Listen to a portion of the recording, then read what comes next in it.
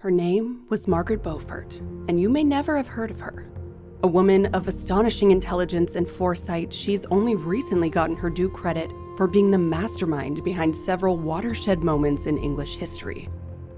But what seems like an inevitability was once just a 13-year-old girl left widowed and pregnant with a difficult birth ahead of her.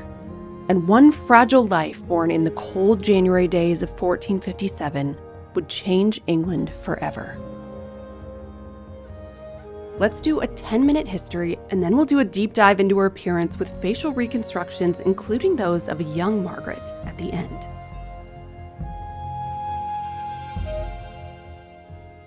Margaret Beaufort was probably born on the 31st of May, 1443.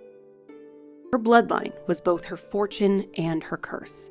She was the great-granddaughter of John of Gaunt, one of the sons of Edward III, but through a line that many considered illegitimate.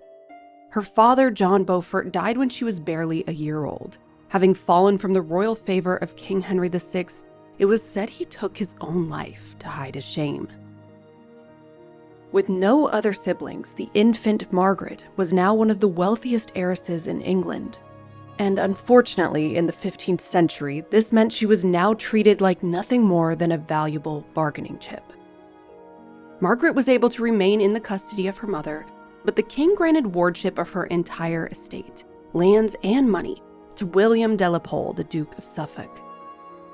De la Pole seized the opportunity to engage Margaret to his young son, and they were legally married before she had even turned 3. Which is wild. This is the first time I've heard of a marriage that young, even in this era.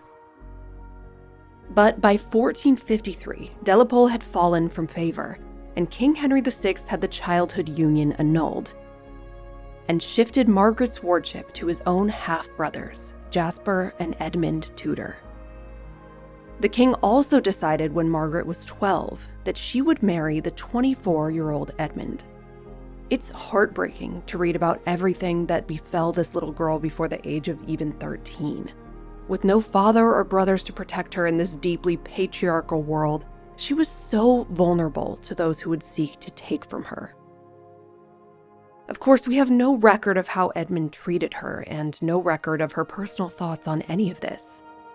He could have been a considerate husband by the standards of the time, but not considerate enough to wait until she was fully mature before she became pregnant. England had been sliding into civil war for years. What we now call the Wars of the Roses were two warring sides of English nobility, the Lancasters on one side and then the Yorks on the other. Margaret and her new husband were on the Lancastrian side, and he was captured by Yorkist forces in 1456 while mounting a rebellion. While imprisoned, her husband Edmund died of the plague, leaving Margaret 7 months pregnant and alone. Taking refuge at Pembroke Castle with her brother-in-law Jasper, she began a grueling labor. It was an ordeal that nearly claimed her life and the life of the baby. It's also thought to have been so traumatic that it left her permanently infertile. But after it all, to Margaret, it was worth it. Her son, Henry Tudor, was born healthy and strong in January of 1457. From that moment on, Margaret's life had a single organizing purpose: her son. Before we get into just how far she went for him, rebellions and all, let's take a quick break to talk about today's sponsor, Wild Grain, the artisanal bake-from-frozen subscription box. I'll admit I was a big frozen bread skeptic before I was introduced to Wild Grain. I always assumed frozen bread would lose its fresh taste and texture by the time I got around to baking it. But Wild Grain made me a true believer. With items that all take 25 minutes or less to bake, it's a game changer for busy evenings. And they come out of the oven just as fresh and delicious as if I'd gotten them from a bakery the same day. The second I unpacked our box this time, I was intrigued by these cinnamon raisin English muffins. I'd already made myself a whole breakfast plate and then completely ignored it because these just looked so good. I enjoyed mine with an ample amount of the hand-churned French butter they included. This weekend, I know we're having company, so I plan to make the classic sourdough bread, which bakes in under 20 minutes, and is the easiest and most delicious way to impress guests I've ever found. There are new gluten-free, vegan, and protein boxes available, as well as cozy and delicious seasonal products to try. If you want to check out Wild Grain, be sure to click on my link in the description and use code ROYALTY now to get $30 off your first box, plus you'll get free croissants for life. Now let's get back to our history and see just how far Margaret was willing to go for her son. Deeply religious, she considered her son a gift from God. But while he was a gift, and he was precious, he was also a Lancastrian heir to the throne. A year after her son's birth, she married again, this time choosing Sir Henry Stafford, a smart match that would ensure their safety. Because as the Wars of the Roses ground on and the House of York took the crown, Henry Tudor was a clear threat and rival. The family's lands and fortune were seized and given away. At 14 years old, Henry was forced to make a choice and decided to flee to exile on the European mainland. His mother promised to continue working from inside England, corresponding, plotting, financing, and waiting. We don't know for sure when Margaret's eyes turned from just ensuring her son's safety to truly putting him on the throne, but she would retroactively claim near the end of her life that she had always known her son would one day be king. In 1471, her husband died after catastrophic wounds suffered at the Battle of Barnet. And at 28, Margaret found herself a widow once again. Just a year later, she was married to Thomas Stanley, a match which conveniently allowed Margaret to return to favor and live at the royal court, a perfect position for her to essentially act as an inside agent for her son's interests. When King Edward IV died, his brother Richard III took the throne in 1483, and Margaret knew it was time to strike. It's here that she struck up an unlikely alliance with the former York Queen, Elizabeth Woodville. Many dramas about the women's lives entirely ignore this friendship and alliance, depicting them instead as bitter enemies. But you have to understand how much Elizabeth Woodville hated Richard III. Her sons and heirs had just disappeared from the Tower of London when he was supposed to be protecting them. Even Elizabeth could see that the best chance for peace would be for Henry Tudor to sit on the throne. The two women passed secret messages through their mutual physician and began planning something astonishing. What would later become known as Buckingham's Rebellion was a multi-pronged attack plan to overthrow Richard III.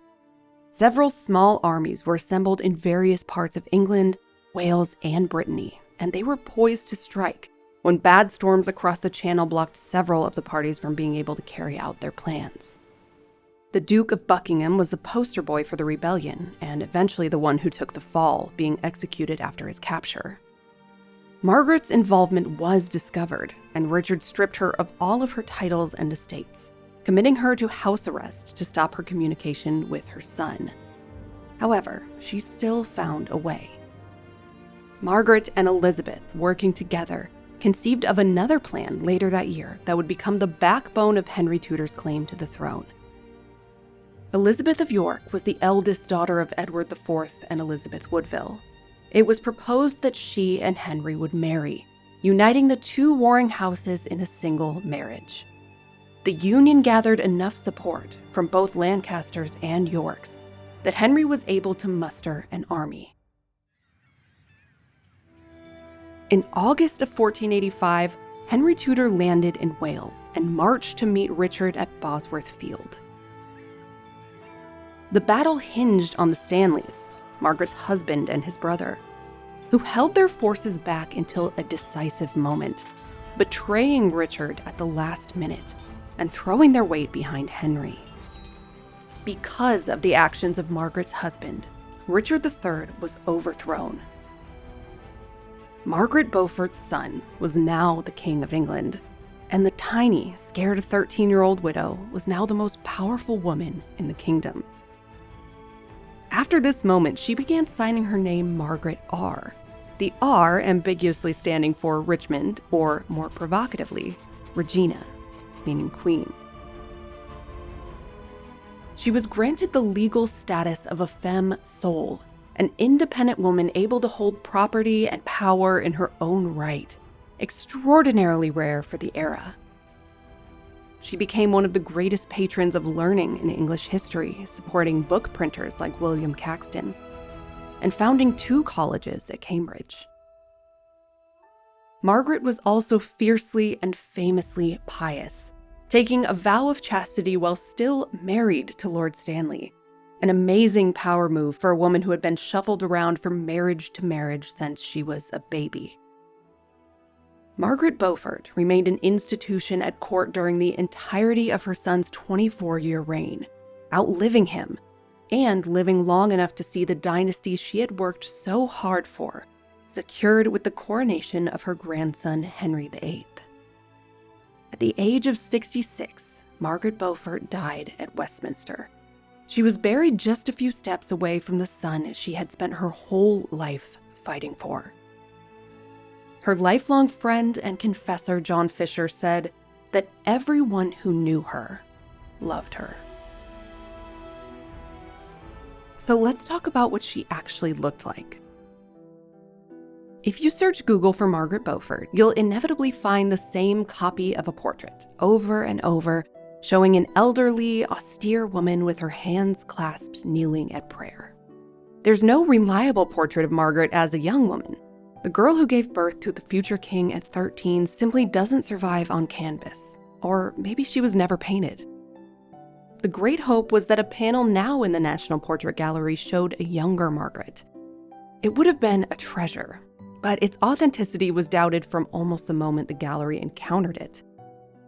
2 X-ray images revealed the truth, that a portrait of an unknown young woman was covered in a very fine linen sheet and carefully overpainted to add a 1490s hood and coat of arms. It's believed to have been forged to look like Margaret as an attempt to make a sale. But fortunately, we do have 2 reliable likenesses, and one comes from a genuinely exciting piece of recent scholarship. In 2019, researchers at St. John's College, Cambridge, one of the colleges Margaret founded, announced they had solved a 500-year-old mystery. A large portrait hanging in the Master's Lodge showing an older woman kneeling at prayer in a richly furnished chamber was confirmed through archival documents and tree ring dating to be the work of Maynard Waywick, King Henry VII's own court artist. It was commissioned by her confessor Bishop John Fisher around 1510, the year after Margaret died. It shows just how highly Fisher thought of her to commission this portrait for her. But how could Waywick paint her a year after she had died? It's believed that just like her son, Margaret had a death mask taken immediately after embalming in order to craft this portrait and her stunning bronze tomb effigy. Just like the effigies of Henry VII and Elizabeth of York from the last 2 videos, Margaret's tomb was meticulously crafted in detail by Pietro Torrigiano. Her hands are raised in prayer, delicate, and unmistakably wrinkled, a wonderful lifelike inclusion by the artist. Now, as far as skin tone, we have the reference from her portrait, but it's very hard to make out her hair and eye colors. The portrait shows either dark blue or brown eyes with delicately arching brown eyebrows. So this is what I've done. Working from Torrigiano's death mask effigy, I've created the version of Margaret that died at the age of 66. But I also explored what a younger Margaret may have looked like. Let's see the face of this extraordinary woman now.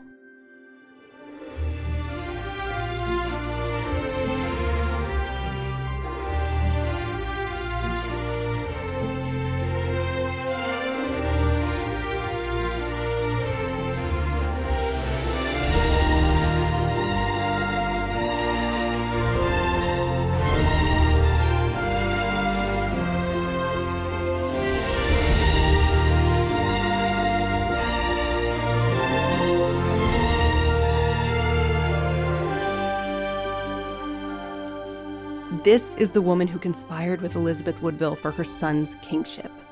This is the woman who masterminded Buckingham's rebellion. I can't help but love her. If you enjoyed this video, please like and subscribe for us, and we'll see you all for the next one.